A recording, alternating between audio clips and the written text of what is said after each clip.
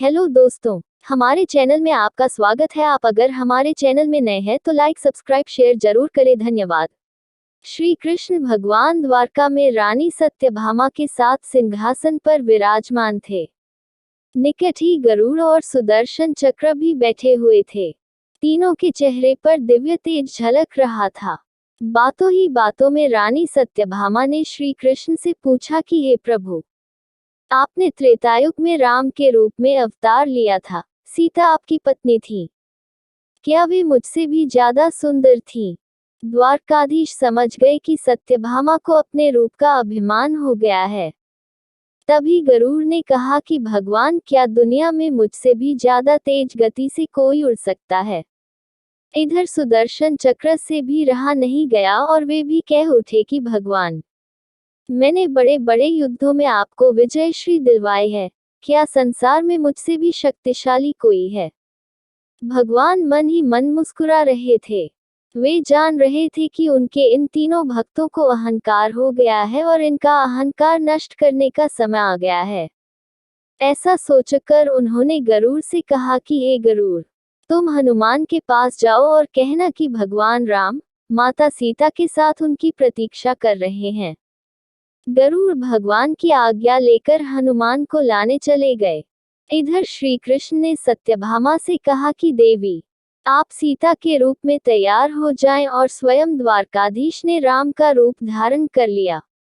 मधुसूदन ने सुदर्शन चक्र को आज्ञा देते हुए कहा कि तुम महल के प्रवेश द्वार पर पहरा दो और ध्यान रहे कि मेरी आज्ञा के बिना महल में कोई प्रवेश न करे। भगवान की आज्ञा पाकर चक्र महल के प्रवेश द्वार पर तैनात हो गए। गरुड़ ने हनुमान के पास पहुंचकर कहा कि हे वानर श्रेष्ठ, भगवान राम माता सीता के साथ द्वारका में आपसे मिलने के लिए प्रतीक्षा कर रहे हैं। आप मेरे साथ चलें, मैं आपको अपनी पीठ पर बैठाकर शीघ्र ही वहां ले जाऊंगा। हनुमान ने विनयपूर्वक गरुड़ से कहा, आप चलिए, मैं आता हूँ। गरुड़ ने सोचा, पता नहीं यह बूढ़ा वानर कब पहुंचेगा, खैर मैं भगवान के पास चलता हूँ। यह सोचकर गरुड़ शीघ्रता से द्वारका की ओर उड़े। पर यह क्या, महल में पहुंचकर गरुड़ देखते हैं कि हनुमान तो उनसे पहले ही महल में प्रभु के सामने बैठे हैं। गरुड़ का सिर लज्जा से झुक गया।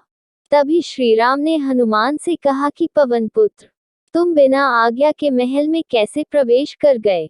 क्या तुम्हें किसी ने प्रवेश द्वार पर रोका नहीं? हनुमान ने हाथ जोड़ते हुए सिर झुकाकर अपने मुंह से सुदर्शन चक्र को निकालकर प्रभु के सामने रख दिया। हनुमान ने कहा कि प्रभु, आपसे मिलने से मुझे इस चक्र ने रोका था, इसलिए इसे मुंह में रख मैं आपसे मिलने आ गया। मुझे क्षमा करें। भगवान मन ही मन मुस्कुराने लगे।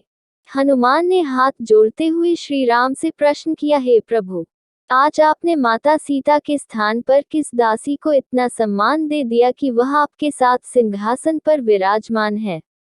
अब रानी सत्यभामा का अहंकार भंग होने की बारी थी। उन्हें सुंदरता का अहंकार था, जो पल भर में चूर हो गया था। रानी सत्यभामा, सुदर्शन चक्र व गरुड़ जी तीनों का गर्व चूर चूर हो गया था।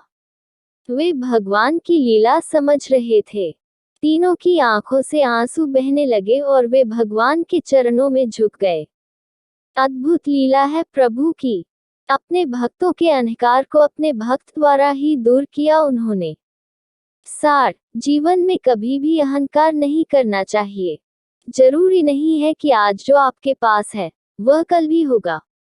अपने अंदर जरा सा भी अगर अहंकार आने लगे तो स्वयं ठाकुर जी हमसे दूर हो जाते हैं। ठाकुर जी को निस्वार्थ भक्तों की ही जरूरत है, अहंकारी की नहीं।